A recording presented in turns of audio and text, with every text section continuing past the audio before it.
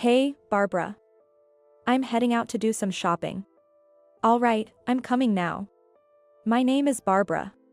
I'm just an ordinary housewife who turned 55 this year. Today, my husband Rob and I are going out to buy some daily necessities.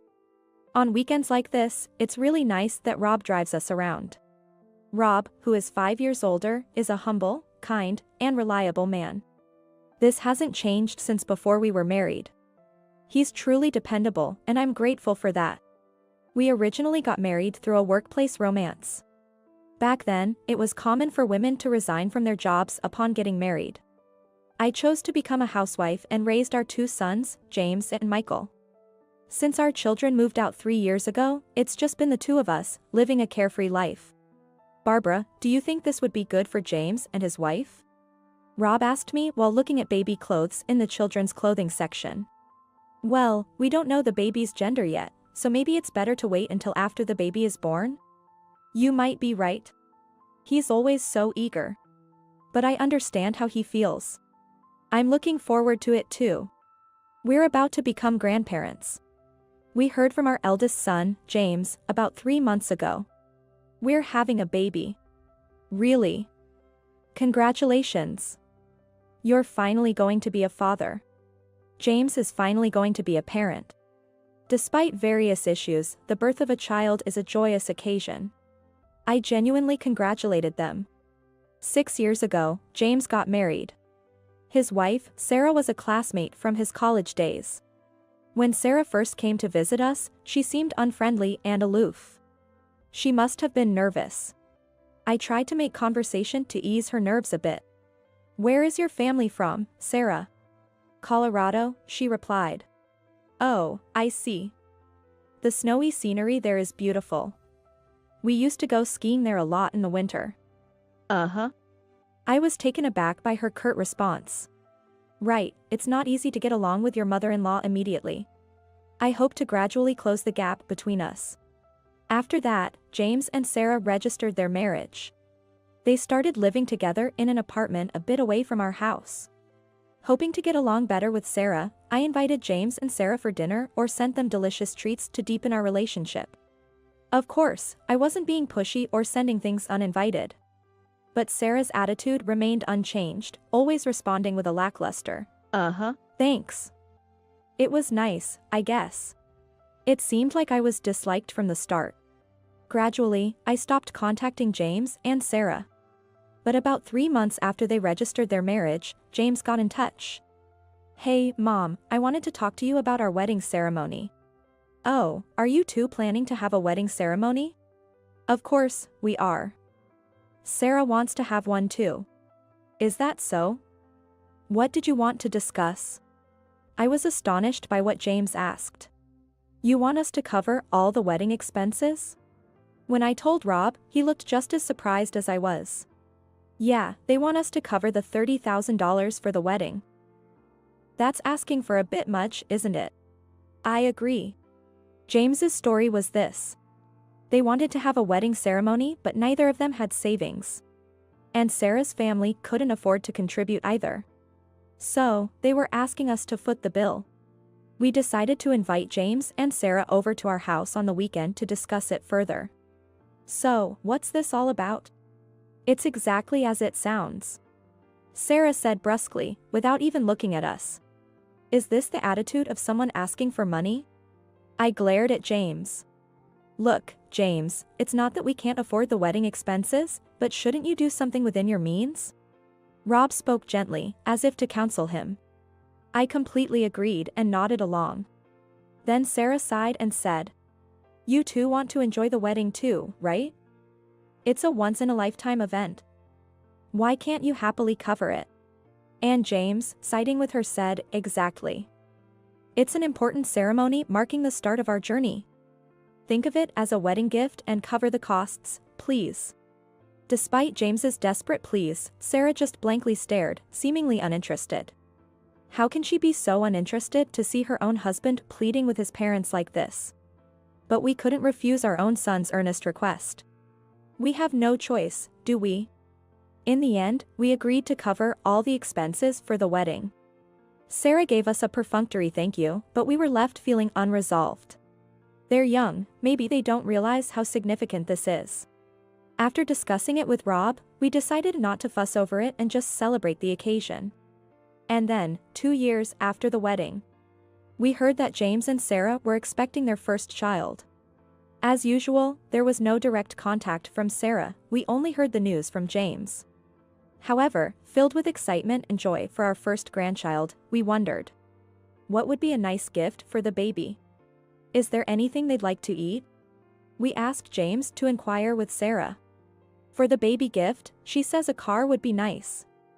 It'll become necessary once the baby is born, right? And she'd like to have sushi at a high-end Japanese restaurant. We were astounded once again. Sarah really has some nerve. Obviously, we couldn't afford to give them a car, so we asked if there was anything else they might need. Then Sarah herself came on the phone. If that's the case, cash is fine. We can take care of what we need on our own. Well, cash seems a bit bland, so I'll send you a gift card instead. No, we prefer cash, please. All right then. I hung up the phone, suppressing my frustration. The birth of a child is a joyful event, but I just can't seem to warm up to Sarah. These thoughts were swirling around in my head. Then, 9 months after the pregnancy announcement, when I heard the baby had been born and thought of visiting the hospital, James said, "No. Sarah isn't feeling well right now. So, I'm sorry, but indeed, it would be bothersome to be visited right after giving birth. It's different when it's not your own parents, but your spouse is coming over, it wouldn't be restful." That's understandable. James, make sure you take good care of her. I know. I'll get in touch later. There will always be a time to meet after they're discharged from the hospital, so there's no need to rush. However, even 1 month, then 2 months after the birth, there was still no word from James. At first, I held back out of consideration for Sarah postpartum, but it was becoming too much with no contact at all. Could they be having a hard time with childcare? After much deliberation, I decided to reach out. Hello, is this Sarah? Yes, it is. How are you feeling? How's the baby? This kind of thing is really bothersome. She hung up on me just like that. Bothersome? Indeed, they might be going through a tough time with childcare. It must be physically and mentally exhausting. But still, isn't that attitude a bit much? Feeling a profound sadness with Sarah seemingly detesting me so. I just wanted to see my grandchild, even just a glimpse. And finally, after the child turned 1, I got to see them. I met them for the first time in over a year at a relative's memorial service. Unfortunately, Rob couldn't make it due to work that day. I realized the child sitting on Sarah's lap in a pink outfit was my grandchild. It was a girl. I realized then that I hadn't been told the child's sex or name. I approached Sarah, taking the opportunity to catch up. It's been a while. How have you been? Just the usual, I guess. She was as curt as ever. Looking at the little girl playing on Sarah's lap, I asked, "What's her name?" "Emma." "Emma, that's a lovely name. May I hold her for a moment?" "I'd rather no." Sarah flatly refused me. Seeing my astonishment, she went on to say, "Since we have the chance, I'll say it now. I don't intend to engage in family relations." Sarah looked at me with an expression of annoyance. "Except for ceremonial occasions, I won't let you see your grandchild, so please don't contact us unless it's necessary." With those parting words, she quickly left my presence. I was stunned for a moment, not fully grasping what had just been said. How could she say such a thing to the parents of her husband, especially after we had paid for their wedding? Why should we be treated this way? Furious, I wanted to confront James, but he had already left, presumably gone home. Unforgivable. I shared this story with Rob. Then let's decide not to provide any more assistance to James and his wife from now on. Let's consider the wedding expenses as a gift given during our lifetime. People like that will eventually isolate themselves. Just leave them be. I agreed with him. Right, just because we're parents doesn't mean we have to keep bailing our children out forever. I told James that we no longer needed to stay in touch and to refrain from contacting us. Of course, I also made it clear that we would not be initiating any contact from our end. After such an incident, Rob and I only hoped that our younger son, Michael, would marry someone decent. 4 years after James got married, it was Michael's turn to tie the knot. I was apprehensive when Michael's marriage was decided. Would I be subjected to unpleasant remarks from another daughter-in-law? Would I be disliked again? I didn't know how to bridge the gap and was completely traumatized by the previous experience. However, Michael's wife, Lily, turned out to be a charming woman with a friendly disposition and a lovely smile. Barbara, I look forward to getting along with you. There's no need to be so formal. Just relax. We were reassured by her polite demeanor. The time you spend as a couple is important. Don't worry about us. I declared from the beginning that I didn't want to repeat the mistakes made with James's family. It's better for both sides to maintain a respectful distance. But Lily asked, Barbara, do you do yoga? I go to the gym once a week for it. It's surprisingly fun. I'm interested in yoga too. Can I join you sometime? She asked, striking up a conversation. Moreover, she mentioned to Rob, your golf bag is the same as my father's. Your dad plays golf too? Yes. He goes almost every week. He'd be thrilled to know you like golf too. She engaged in conversation with Rob as well. Lily was a genius at socializing. She could smile and engage anyone in conversation, finding common ground and expanding the conversation skillfully. Lily and I quickly became friends, as if we had known each other for years. Since Michael and Lily didn't have a wedding ceremony, we gave them a generous gift. When their child was born, we sent many gifts and provided financial support. It's too much for you to do all this. It's fine. It's like having a first grandchild, so we want to do various things. Thank you very much. Our relationship with our younger son and his wife was excellent. This was surely thanks to Lily. I was living every day feeling fulfilled. Then, one Sunday, Michael and Lily were visiting our house with their son, Bob. Today, Lily and I were going to cook fish stew together. From time to time, we cook together like this. Sometimes I learn recipes from Lily, who is proud of her cooking, and sometimes I teach her the tastes of our family's home cooking. Ah, so you add sauce here. That makes the flavor seep in, making it delicious. I always learn something new with you, Lily. After finishing the preparations, Lily and I were having coffee in the living room. Rob had gone out to play golf, and Michael had taken the child for a walk. Lily and I were chatting while watching TV. Then, the door at the entrance opened. Could it be the delivery? I stood up and headed for the entrance. However, standing there was an unexpected person. Barbara, it's been a while. It was James's wife, Sarah, holding a baby. It's been a while indeed. What brings you here? I asked in a cold tone. Sarah looked deeply hurt by my attitude. Please, I beg you, let us live in your house. Sarah pleaded desperately at the entrance. What are you suddenly talking about? Please, I have no one else to turn to but you and Rob. I was taken aback by her unusually panicked state. James got laid off. What? I can't work because the child is still too young. You've had a second child? Yes. And right after that, we found out about the layoff. As we were talking, Lily appeared at the entrance. Barbara, what's going on? Ah, Lily. Upon seeing her sister-in-law, Sarah's expression turned demonic.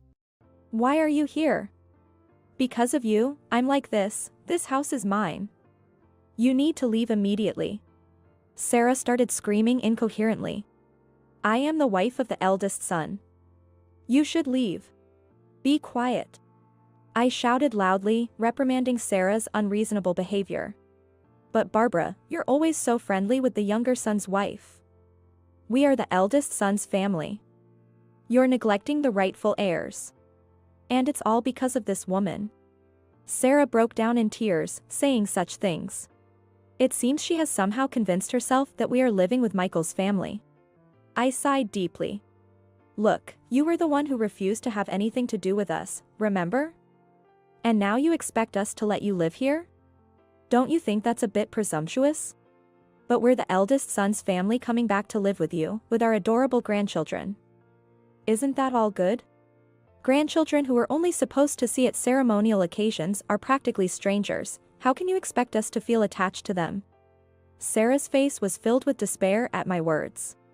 Then, can't we start getting along now? Sorry, but I'd rather not. I said this firmly. I've thought this for a while, but it seems we just don't get along. I don't see a need for us to be in touch in the future.